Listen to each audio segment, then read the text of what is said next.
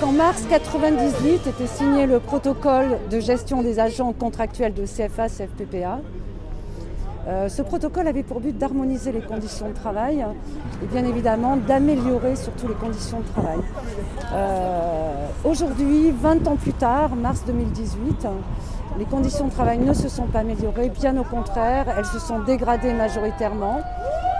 Et nous sommes là devant la DGR pour dire notre mécontentement, pour dire aussi que nous venons fêter un très mauvais anniversaire et qui est en plus renforcé par une inquiétude grandissante liée à la réforme de la voie par apprentissage, réforme qui va mettre en danger les centres de formation d'apprentis, qui va mettre en danger le service public, l'existence même de nos EPL. Et donc nous avions demandé aujourd'hui, 30 mars, une audience à la DGR. Nous n'avons pas eu de réponse, nous l'avons demandé plusieurs fois, nous n'avons pas de réponse. Donc nous sommes là devant la DGR pour dire que nous ne sommes pas contents et pour fêter ce triste anniversaire. C'est quand même regrettable que les collègues soient obligés de se mettre dans cette situation pour être là et obtenir ce rendez-vous. Pour que vous compreniez, ce matin, on était en réunion, on était en groupe de travail, qu'on n'avait pas prévu de quitter au départ, mais faute de rendez-vous, on est venu là.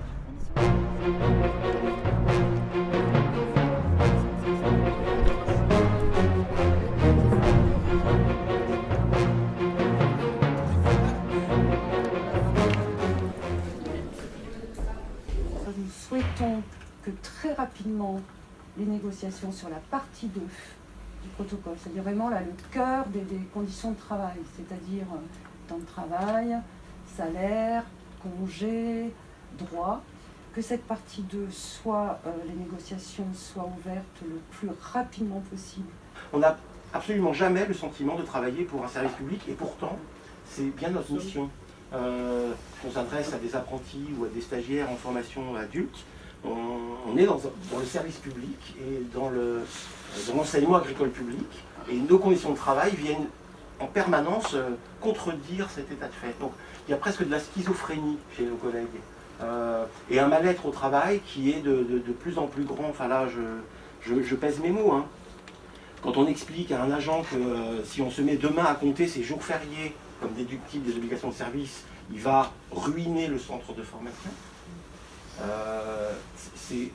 Oui, on induit une souffrance au travail permanente, c'est-à-dire qu'on vit avec une épée de Damoclès sur la tête. Alors là, je parle plus peut-être des CFPPA que des CFA, et peut-être que demain dans les CFA. C'est pareil, voilà, ça se parce que prépare. l'épée de Damoclès, c'est est-ce que le centre va réussir à obtenir le marché de la formation? Et s'il n'obtient pas le marché, le poste dans lequel aujourd'hui j'interviens, il est menacé systématiquement. Voilà, quand on dit qu'on veut offrir une qualité à nos jeunes et aux apprentis, donc déjà qu'il faut qu'il y ait une qualité aussi de travail chez les formateurs. Donc si quelqu'un a une stabilité d'emploi et les conditions de travail, ça induit directement, c'est la motivation et aussi de fournir un travail de qualité. Donc quand quelqu'un il voit que quoi de son statut est déjà par rapport à des CDD sur 6 ans, donc quand on voit un apprenti qui a un contrat de 3 ans, on voit que la précarité il est plus sur le formateur que chez les apprentis. Nos jeunes collègues qui sont là depuis 1 an, 2 ans, 3 ans, nous disent quasiment là dans l'enquête, c'est revenu mais de manière extrêmement forte, j'avais des conditions de travail dans le privé qui étaient meilleures. Parce que je savais mon temps de travail. En début d'année, je savais ce que j'allais faire sur l'année entière. J'avais éventuellement la possibilité d'intervenir par le biais du tribunal des prud'hommes.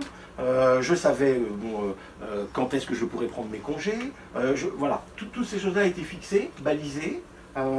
Aujourd'hui, c'est l'incertitude complète, c'est le flou artistique le plus complet et c'est une vraie souffrance.